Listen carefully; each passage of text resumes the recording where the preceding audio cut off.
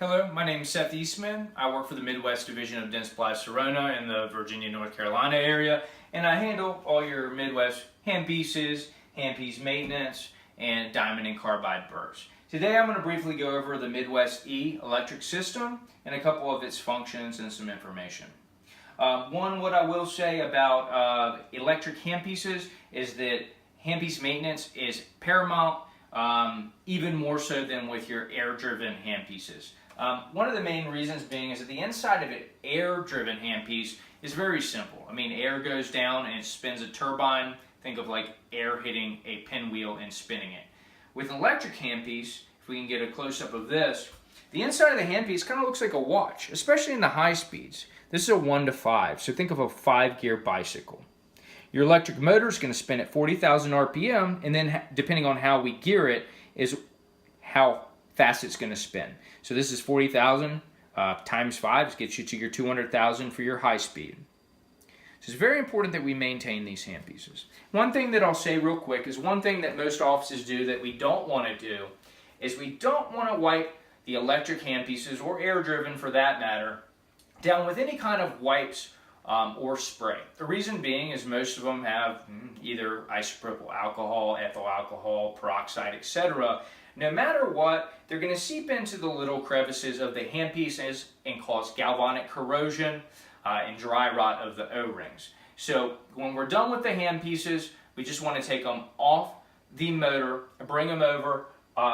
Highly recommend having a handpiece maintenance station like an Automate to help maintain these. Because the thing about an electric handpiece is, unlike an air-driven, when the air-driven stops working, it just stops.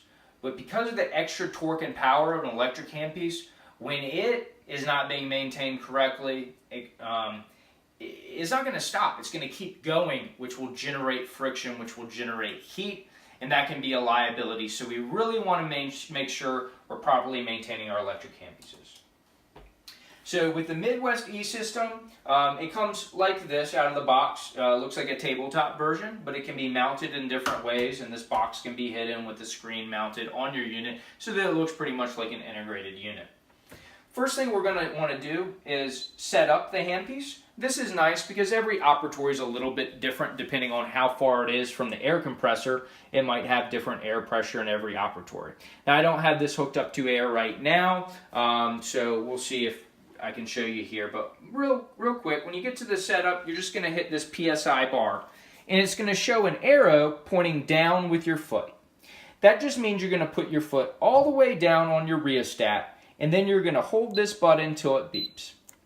Now it's saying it's measuring the min, or the minimum air pressure. So it's telling you to take your foot all the way off the rheostat, which you can see an arrow pointing up with your foot. So no foot on the rheostat, and then hold it down till it beeps.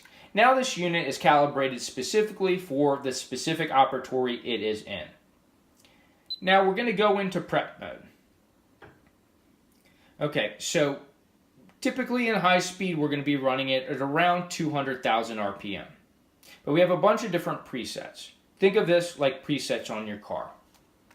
Now everything you can do here, you can touch the screen, you can move it up or down. And then say I move it down to 180,000 RPM, I can just simply hold down on that preset, it beeps, that means it's set there, so I can go away from that setting and then back to it, and it's going to stay where I changed it to. One suggestion that I have is, depending on what kind of diamond and carbide burrs you use, is to follow this. So if we can frame in on this and get a good view of it, you can pause your screen and you'll be able to tell what RPM and what kind of attachment to use in each application. If you have a large diameter diamond, like an acorn or a football, and you spin it at 200,000 RPM, it will prematurely wear the handpiece. And that doesn't matter, that's no matter what brand the electric attachment is. Running a large diameter diamond football or acorn barrel, for example, can prematurely wear the handpiece. So these settings are recommended. If you have any questions about this, please contact me. But we can go ahead and preset the unit for this. So with the electric handpieces,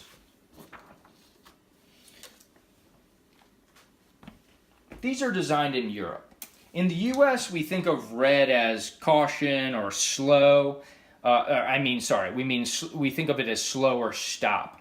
In Europe, they think of red as caution, you're moving fast. So your high-speed handpiece is going to have a red band around it. And then it's probably hard to see in this video, but you're going to see here it says 1 to 5. That means we're doing 40,000 RPM times 5 to get to your high speed.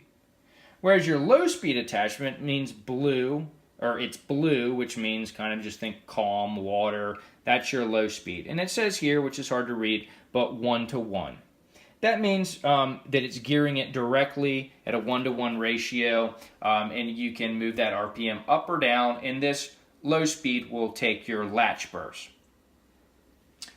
But you can also use friction grip burrs in your high speed and run it as a low speed by simply going to a setting here. You want to make sure that the setting lines up with what your attachment says. So this is 1 to 5, so I want to touch this and move it until I get to the 1 to 5 setting. And then say I want my high speed to spin at 25,000 RPM, so a low speed setting. I'm going to move that to 25,000 and hold it down till it beeps to set it. So right now I can be doing high speed with my high speed attachment, and then as long as it can use a friction grip burr for that application, move directly to the P2 setting and run this as a low speed. But if you want to use latch burrs, you're going to have to use a low speed attachment. You can also turn the light on and off by simply pressing this button here. So you can just go through your settings and make sure that the ratio matches with what it says on the electric attachment, and then have the RPM where you would like it, and you can just switch back and forth that simply. We also have an endo mode. I'm not going to get into that right now. Let me know if you have any questions regarding that. And that's about it. I'm Seth Eastman, your local Midwest representative for the Virginia, North Carolina area. If you have any questions, feel free to contact me. Have a great day.